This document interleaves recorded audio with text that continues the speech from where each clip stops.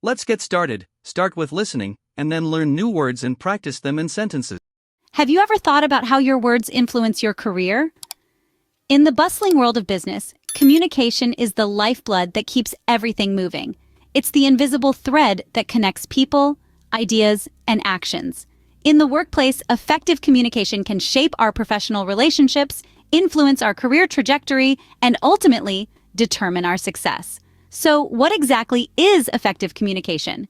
It's not just about talking a lot or using big words. Rather, it's about conveying your thoughts and ideas clearly, listening actively and understanding others, and responding appropriately. It's the ability to express yourself with clarity and confidence, while also respecting and acknowledging the perspectives of others. Imagine a typical day in the office. You're part of a diverse team working on a critical project. Now, imagine a misunderstanding arises due to a poorly communicated message.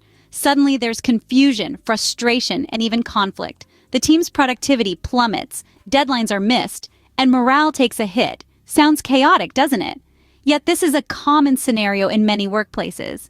This example illustrates how poor communication can lead to misunderstandings, inefficiencies, and a negative work environment. It can stifle creativity, hinder collaboration, and even damage professional relationships.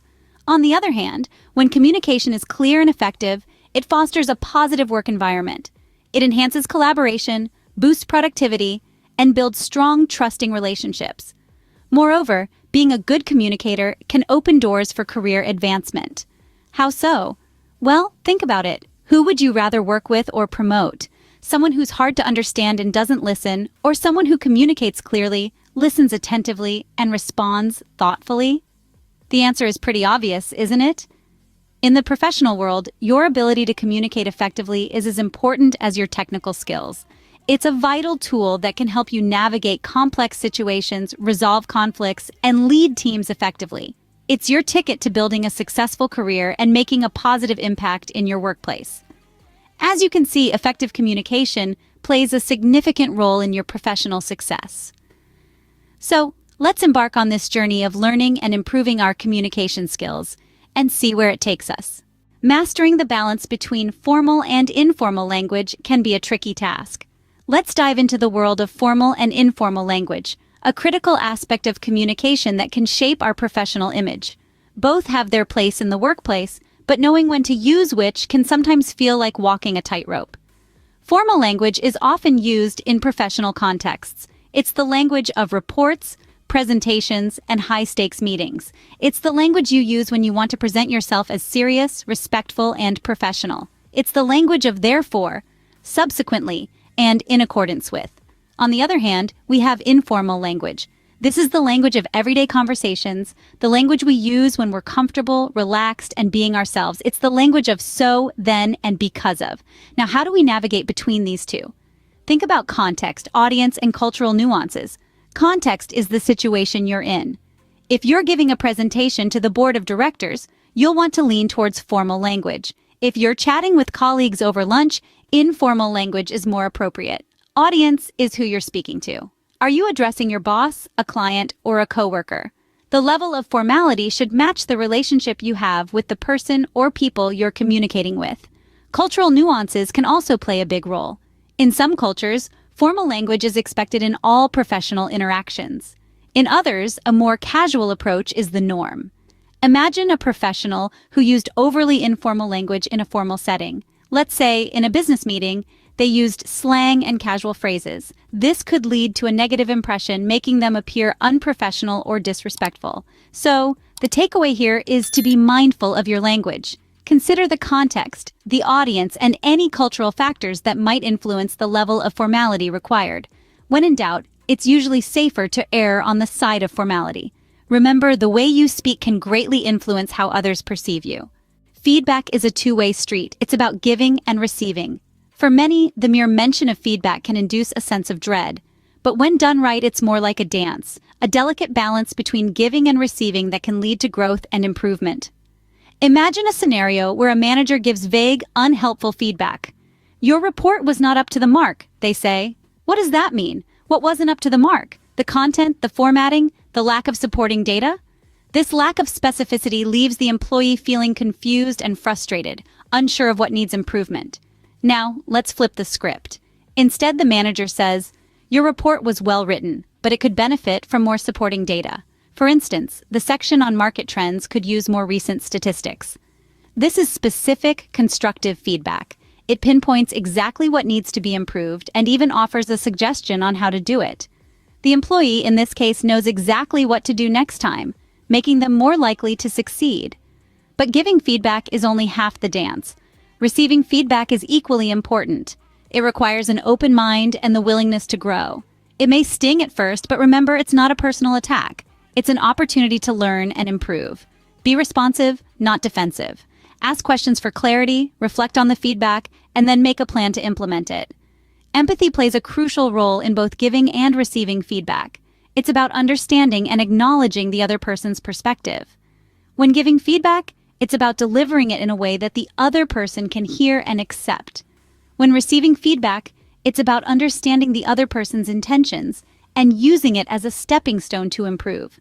Remember, feedback isn't about criticizing or pointing out flaws. It's about fostering growth and improvement.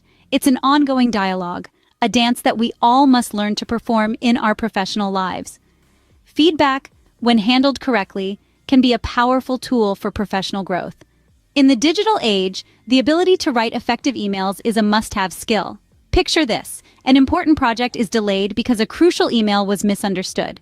The subject line was vague, the tone was unclear, and the message was buried in a sea of unnecessary details. Sounds like a nightmare, right? Avoid this by keeping your emails clear, concise, and professional. Start with a clear subject line that directly states the purpose of the email. A good rule of thumb is if the email were to disappear, the recipient should still know what it's about just from the subject line. Next, maintain a professional tone. While it's important to be cordial, avoid excessive jargon or overly casual language. Remember, you're not texting a friend, you're communicating in a professional setting. Finally, structure your email logically. Start with a greeting, followed by the main message, and end with a clear call to action or conclusion. Remember, your emails reflect your professionalism, so make each one count. Let's recap what we've learned about effective communication in the workplace. Communication is more than just exchanging information. It's about understanding the emotion and intentions behind that information. Navigating formal and informal language is crucial in professional environments.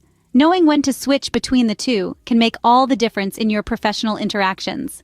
Next, we delved into the art of feedback. Giving and receiving feedback effectively is a skill that can be honed over time. Constructive criticism is a gift that can help individuals and teams grow. We also touched on crafting effective emails. In today's digital age, being able to write a professional, clear, and concise email is a must. Remember, communication is influenced by cultural nuances and etiquette, especially in English-speaking countries. Keep these in mind as you navigate your professional journey.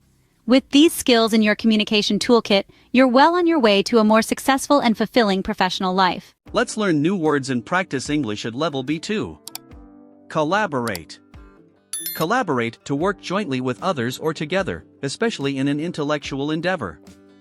Example, we collaborate with different departments to enhance the efficiency of our projects.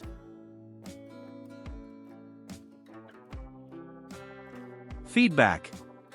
Feedback, information about reactions to a product, a person's performance of a task, etc., which is used as a basis for improvement.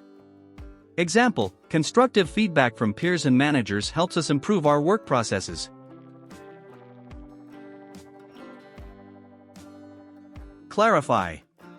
Clarify, to make a statement or situation less confused and more clearly comprehensible. Example, could you clarify your point about the new marketing strategy? Negotiate.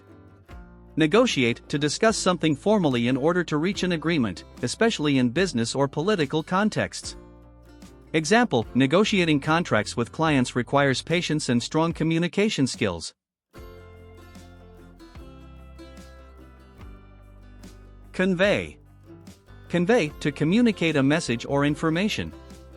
Example, it's important to convey your ideas clearly during presentations.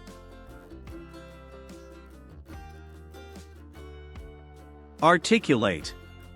Articulate, having or showing the ability to speak fluently and coherently. Example, an articulate speaker can effectively engage their audience.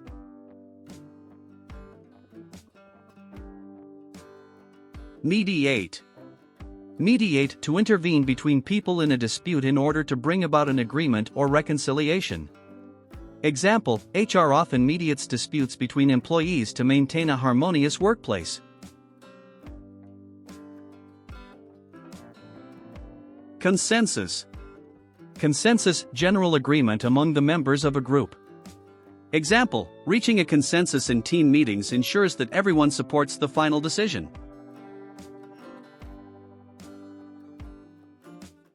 Liaise. Liaise, to establish a working relationship, typically in order to cooperate on a matter of mutual concern. Example, we liaise with our suppliers regularly to ensure a steady flow of materials.